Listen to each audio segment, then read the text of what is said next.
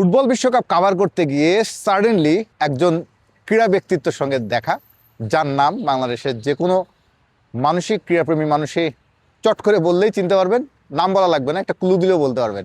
তারপরও এত ভনিতা না করেই বলি, সাকিব আল হাসানের সঙ্গে দেখা। একটা ইচ্ছা ছিল, একটা চিন্তাভাবনা ছিল যে নিউ ইয়র্কে যখন আসছি সাকিবের সঙ্গে একবার একটু দেখা করব। তো আগে থেকে তার মেসেজ দিয়ে রেখেছিলাম, সে বার্তা পেয়ে তিনি আমাকে আসতে বলেছিলেন। আমি নিউ ইয়র্ক থেকে বেশ দূরে একটা কোলাহল মুক্ত জায়গা, লং আইল্যান্ডের জেরিকো নামে যে এলাকাটা, সেই এলাকাতে আমি এসেছিলাম সাকিবের সঙ্গে দেখা করতে। সাকিব কোনো ফর্মাল ইন্টারভিউ আমাকে দেননি, আসলে এটা জাস্ট একটা আড্ডা। প্রায় 2 ঘন্টা আমরা আড্ডা মেরেছি। এখানে একটা জেরিকোর একটা কফি শপে বসেছিলাম, অনেকক্ষণ কথা হলো নানা বিষয়ে, দেশ, রাজনীতি, ক্রিকেট বোর্ড, তার ফিউচার, স্বপ্ন, পরিস্থিতি, এভরিথিং সবই আমরা আড্ডায় মেরেছি। এরকম অনেক কিছু অফিসিয়াল, যেহেতু তিনি কোনো ইন্টারভিউ দেননি, ফলে আমি বলতে চাচ্ছি না কি কি আলাপ হয়েছে, আমরা জাস্ট আড্ডায় দিয়েছি। তবে একটা কথা তিনি পারমিশন দিয়েছেন, যেটা বলতে পারি আমি, তিনি বিশ্বকাপ ফুটবলের ম্যাচ দেখবেন। জীবন অবাক না করলে কে করবে? 28% মিল্ক ফ্যাটের অবাক করার সাথে ফ্রেশ মিল্ক পাউডার। জীবন অবাক করুক প্রতিদিন। এবং সারপ্রাইজিংলি আমি খুবই অবাক হয়েছি, তিনি ব্রাজিলের একটা ম্যাচ দেখতে চেয়েছেন এবং তিনি আমাকে বললেন যে আমি একটা ব্রাজিলের জার্সি পরবো সেদিন। ব্রাজিলের জার্সি পরে আমি নিউ ইয়র্ক মেটলাইফ স্টেডিয়ামে খেলাটা দেখতে যাব এবং মেটলাইফ স্টেডিয়ামে খেলা দেখা সেদিন আমি একটা পোস্টও দিব, ব্রাজিলের জার্সি পরে লিখবো পোল্টি।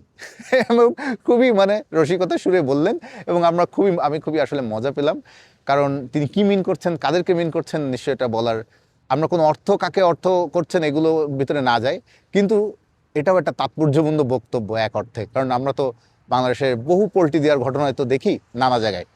তো আপনারা জানেন সাকিব আল হাসান কতটা আর্জেন্টিনার ফ্যান, লিওনেল মেসির কত বড় ফ্যান, এটা নতুন কিছু না।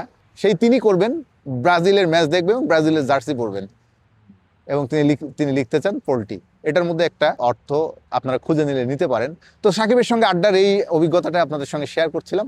আমি লং আইল্যান্ডের জেরিকোতে দাঁড়িয়ে আছি, খুবই কোলাহলমুক্ত একটা নিরিবিলি একটা জায়গা, কেমন ছিমছাম নীরব। এখানে ফ্যামিলি নিয়ে থাকেন সাকিব অনেকদিন ধরে, বিশেষ করে 24 আগস্টের পর থেকে তো দেশে আর ফিরতে পারেননি। এখানে তার জীবনযাপন জিজ্ঞাসা করেছিলাম পারিবারিক জীবনটা কেমন কাটছে, তখন তিনি বললেন যে পরিবারকে এখানে অনেক সময় দিতে হয়, এখানে সবার কাজ সবারই করতে হয়, ফলে ফ্যামিলিতে অনেক সময় দিতে হয়, বাচ্চাদের স্কুল, লালন পালন, যত্ন, সবকিছু মিলিয়ে তার ফ্যামিলি লাইফ বেশ ভালোই কাটছে। আরও অনেক বিষয়, আড্ডার বিষয় আমি আগেই বলেছি।